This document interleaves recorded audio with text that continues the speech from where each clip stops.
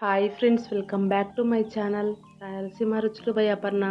ఇవాల్టి వీడియోలో అయితే డ్రై ఫ్రూట్స్ ఇంకా బెల్లం కలిపి గోధుమ పిండితో కజ్జికాయలు ఎలా చేసుకోవాలో చూపిస్తానండి. ఎప్పుడు చేసేలాగా చక్కెరతో కాకుండా ఇలా ఒకసారి బెల్లంతో ట్రై చేయండి.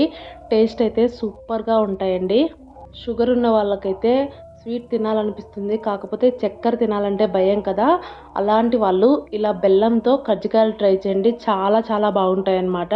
వీడియోలోకి వెళ్ళే ముందుగా మీలో ఎవరైనా ఫస్ట్ టైం నా ఛానల్ని చూస్తున్నట్లయితే ప్లీజ్ సబ్స్క్రైబ్ చేసుకొని అలాగే పక్కనే ఉన్న బెల్ సింబల్ని యాక్టివేట్ చేసుకోండి.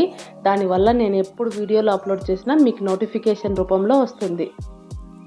కజ్జికాయలు చేసుకోవడం కోసం ముందుగా గ్యాస్ పైన ఒక ప్యాన్ పెట్టుకొని అందులో ఒక కప్పు నిండా బాదం పప్పులు వేసుకోండి.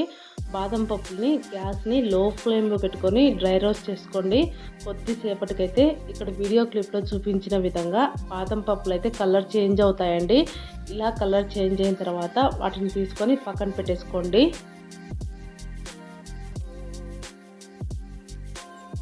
ఇప్పుడు అదే ప్యాన్లోకి తురుముకున్న ఎండు కొబ్బరిని వేసుకోండి. ఎండు కొబ్బరి అనేది మన ఇష్టం వచ్చినంత తీసుకోవచ్చండి, అలాగని మరీ ఎక్కువగా తీసుకోకండి. ఇక్కడ నేనైతే ఒక పెద్ద గిన్నె ఒక హాఫ్ ఉంటుంది కదా, దాన్ని అయితే తురుముకొని వేసుకున్నాను అనమాట. తర్వాత అందులోనే కొద్దిగా నెయ్యి వేసుకొని కొబ్బరి కొద్దిగా కలర్ చేంజ్ అయ్యేంత వరకు ఫ్రై చేసుకోండి. ఇక్కడ వీడియో క్లిప్లో చూపిస్తున్నాను కదా, అలా కలర్ చేంజ్ అయిన తర్వాత ప్యాన్ కిందికి దించేసి కొబ్బరిని కొద్దిసేపు చల్లారనివ్వండి. అది చల్లారే లోపు మనం ముందుగా వేయించి పెట్టుకున్న బాదం పప్పులను అయితే మిక్సీ జార్లో వేసుకొని మరీ మెత్తని పౌడర్ లాగా కాకుండా కొద్దిగా కచ్చాపిచ్చాగా మిక్సీ పట్టుకోవాలండి. బాదం పలుకులు అనేవి మధ్య మధ్యలో అలాగే ఉండాలన్నమాట. అలా ఉంటే కనుక మనం కజ్జికాయ తినేటప్పుడు మధ్య మధ్యలో తగులుతూ టేస్ట్ అయితే చాలా బాగుంటాయండి. ఇప్పుడు అందులోనే కొద్దిగా బెల్లం పొడి వేసుకోవాలన్నమాట. బెల్లం పొడి కొలతతో చెప్పే కంటే కూడా మనం కొద్దిగా వేసుకుంటూ టేస్ట్ చెక్ చేసుకుంటూ వేసుకుంటే సరిపోతుందండి.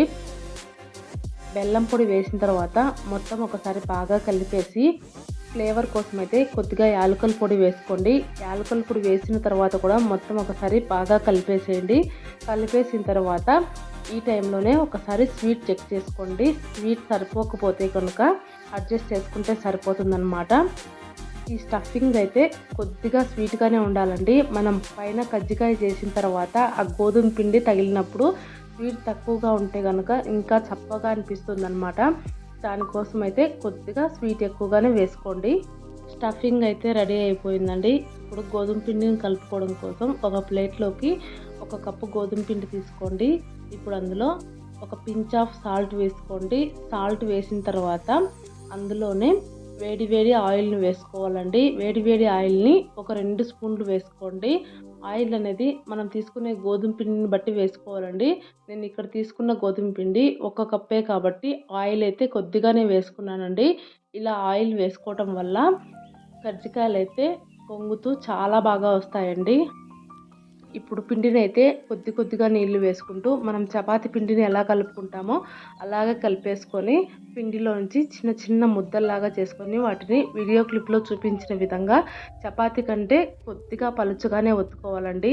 ఇలా ఒత్తుకున్న తర్వాత మన కజ్జికాయలు చేసుకునేది ఉంటుంది కదా, దాంట్లోకైతే మనం ఒత్తుకున్న చపాతీని అయితే పెట్టేసుకొని ఇప్పుడు లోపల స్టఫింగ్ అయితే పెట్టుకోవాలండి. స్టఫింగ్ అయితే మీ ఇష్టం అన్నమాట, ఎంతైనా పెట్టుకోవచ్చండి. కాకపోతే స్టఫింగ్ కొద్దిగానే పెట్టుకున్నామంటే తినేటప్పుడు కజ్జికాయలు ఎగుటుగా అనిపించవు అన్నమాట. స్టఫింగ్ పెట్టేసిన తర్వాత ఇక్కడ వీడియో క్లిప్లో చూపించిన విధంగా కజ్జికాయలు వచ్చేదాన్ని మొత్తం క్లోజ్ చేసేసి పైన ఎక్స్ట్రా ఉండే గోధుమ పిండిని తీసేసి కొద్దిగా ప్రెస్ చేసామంటే కజ్జికాయ షేప్లోకి వస్తుందండి. సేమ్ ఇలాగే మిగిలిన కజ్జికాయలన్నింటినీ చేసుకొని ఒక ప్లేట్లో పెట్టేసుకోండి.